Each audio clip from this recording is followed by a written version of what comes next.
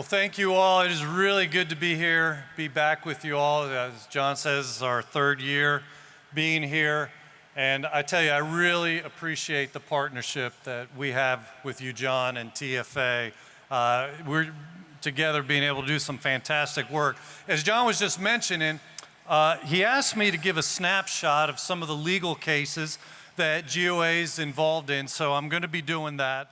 I'm also going to be talking about some of the dangers, the real dangers that we're facing, and then give you a challenge at the end as we're here in this election season.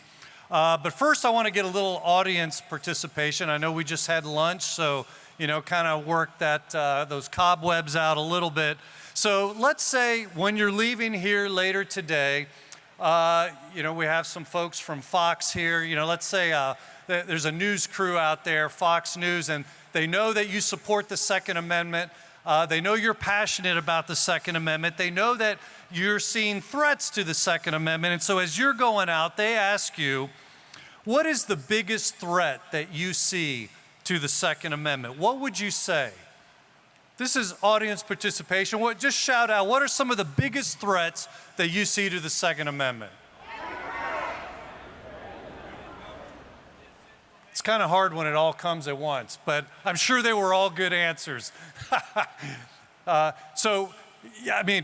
top to bottom, we are facing threats, right? Well, before I give you my thoughts on this, let me just give a little bit of context, a little bit of history.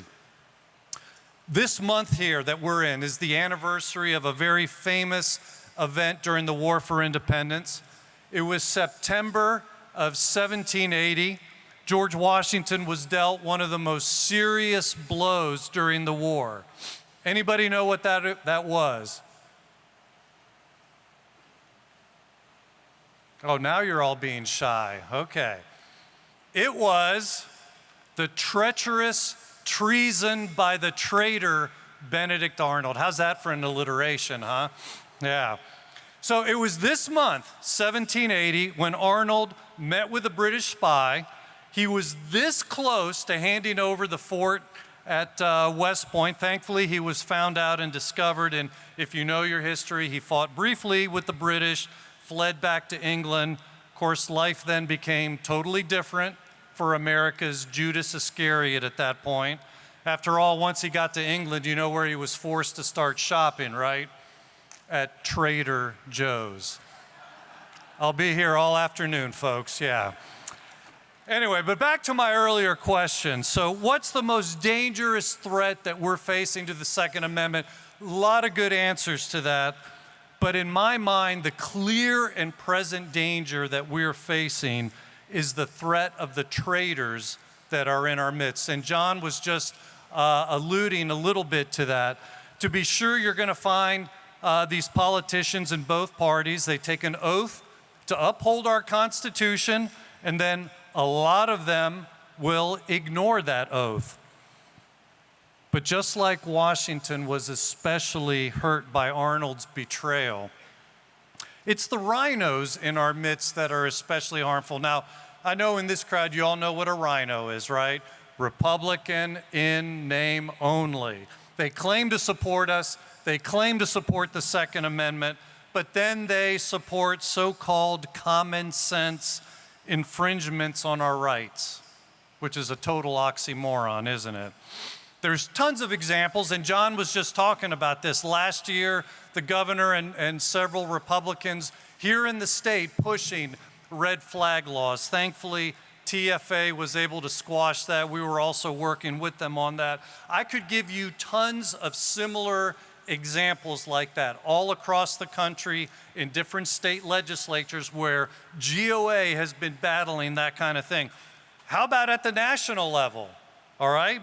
Senator John Cornyn massively compromised our gun rights in 2022. He teamed up with Democrats and 14 other Republicans to change the definition of a gun dealer in a way that affects you. You know what that change resulted in? Massive gun control, because now virtually every person who sells or buys a gun or anyone who sells a gun has to become a gun dealer. By the way, I should mention, I'm happy to say that here in Tennessee, both senators voted against John Cornyn and against that gun control. So yeah, give them a hand. Very happy for that. But here's where we're at now. Thanks to John Cornyn of Texas and the way that Biden's ATF is enforcing this law, virtually anyone who sells a gun, as I was just mentioning, now has to become a gun dealer. That means a 4473 for every gun purchase. That means gun owner registration for virtually every gun transfer. Except, drum roll please. No, seriously, come on, yeah, drum roll. Except for GOA and TFA members. How about that? Yeah, any member of Gun Owners of America or the Tennessee Firearms Association is exempt from this lawless rule. Why? Because we have really good attorneys, and John is one of them, yeah. He's not our attorney, we work with John, but we've, at GOA, great attorneys. They went into federal court. He was mentioning Texas. We went into federal court in Texas seeking an injunction, and they got it.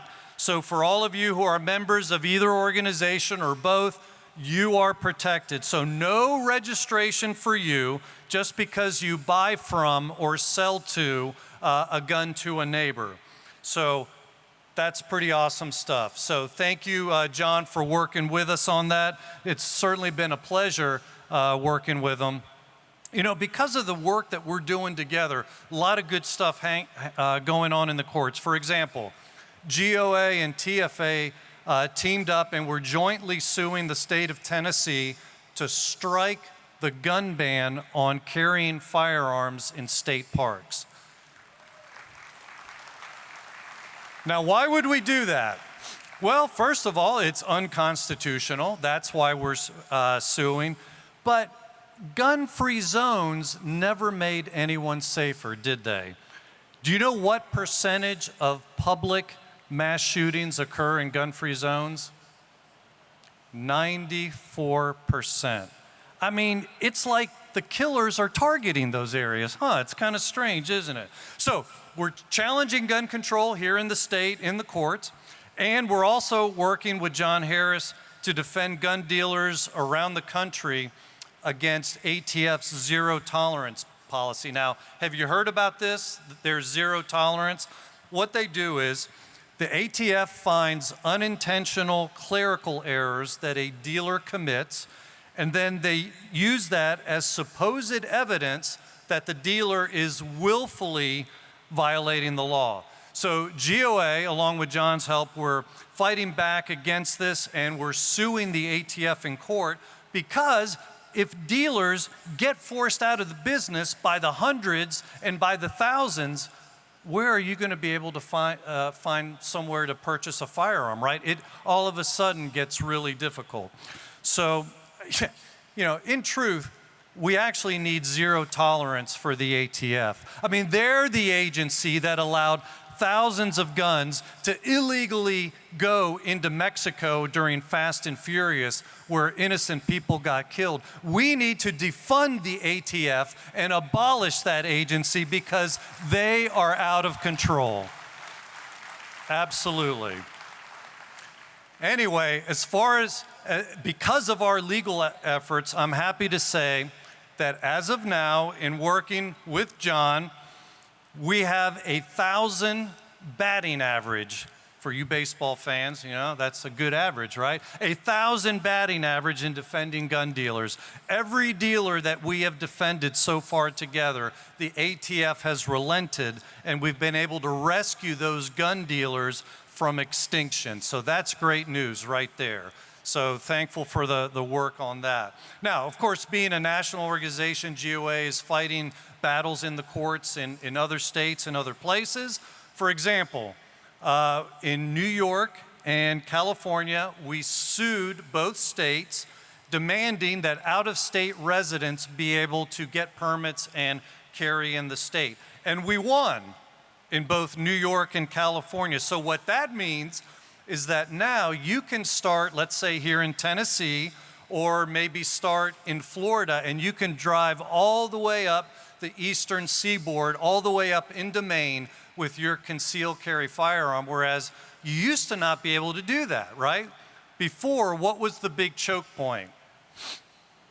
It was New York. It was absolutely in New York. I mean, in the past, if you, let's say, had the family with you and you're driving, you know, you'd be telling your kids, hey, kids, we're entering New York. No potty breaks. Hold it in while we're driving through New York. Nobody goes to the bathroom, right? I mean, isn't that how it is? And you speed through the state to be able to finally, you know, get out and take a breath. Well, that's all changed now. Now you can stop off in the state. You can go to a restaurant, you can take a potty break. It means you will have to get a New York City permit, which is good throughout the entire state. Hey, I'm not saying that's the best system. We're fighting for constitutional carry, but this is an opening of the door. This is movement towards freedom, where now you can actually have a concealed carry firearm on you all the way up the eastern seaboard. Same thing in California. Out-of-staters can now get permits as a result of our joint lawsuit with the state organization there. And given the success in New York and California, we're looking to actually sue on these grounds in other states now that we have the tide turning. Because after all, your right to carry doesn't end at your state borders. And you should be able to drive all around the country with your concealed carry firearm, just like you can drive your car in every state of the country, right? I mean, just common sense. And if driving is only a privilege, so they say, why shouldn't a God-given right have even more reach? Doesn't make sense. So we're fighting that in the courts. Let me tell you about another one. Pistol braces, our pistol brace lawsuit. You might remember the Biden ATF ban, unilaterally imposed, affects up to 40 million firearms. These are pistols that have braces on them. It's a sweeping gun ban that Biden imposed. But while this was being litigated, how many of you could rest easy last year because you're a GOA member? You could remain calm knowing that your pistol brace firearms were safe and secure. Isn't that an awesome feeling, right? That's because GOA secured an injunction against the ATF so that you, our members, didn't have to register or destroy your firearms while the case was moving through the courts. And now, actually, that rule has just been completely vacated, completely thrown out because of another lawsuit. So again, this is, you know, great news, a lot of great things happening in the courts. In fact, here's the bigger picture. All of Biden's executive actions have met stiff resistance, all his executive actions on gun control. All of them are being currently litigated, and most of them have been set aside at the present time. You know, I've been fighting against gun control since 1990 when I was first hired on at GOA. So we're talking over 30 years. And for any of you who remember back to those days, those were kind of the dark ages, right? I mean, victories were far and few between. And when you're talking about the courts, I mean, there was virtually no victories in the courts, right? Well, today, I mean, we're seeing victories in courts all over the place. At the Supreme Court, where we've had several huge pro-gun decisions. Victories at the state level because we're using those Supreme Court decisions and applying them in the state to strike down gun control laws at the state and local level. I mean, this is a great time to be fighting for Second Amendment rights. But I will tell you this, it is all hanging by a thread. Now, why do I say that?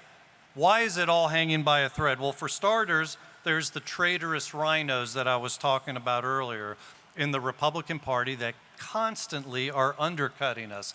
Let me give you an example. Does anybody here think that Sonia Sotomayor is a good justice? For the record, for the video, that was a resounding no. That's right.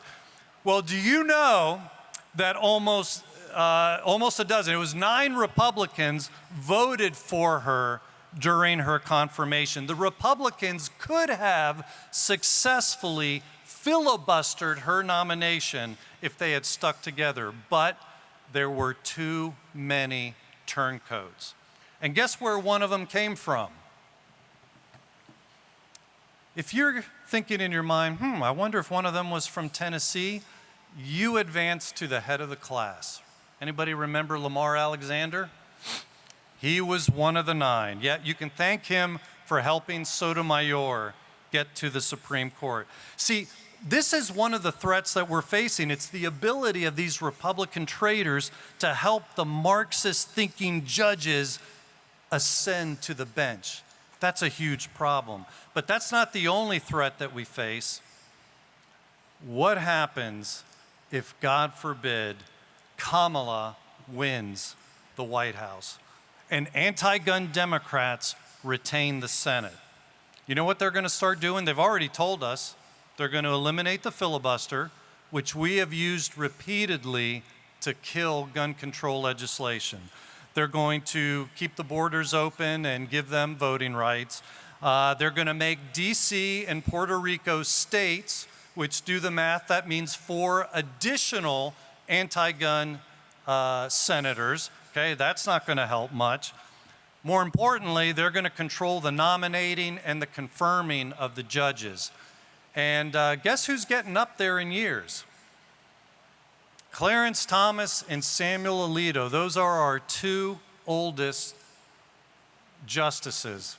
Even rumored that they're talking about looking towards retirement one day. Who could blame them?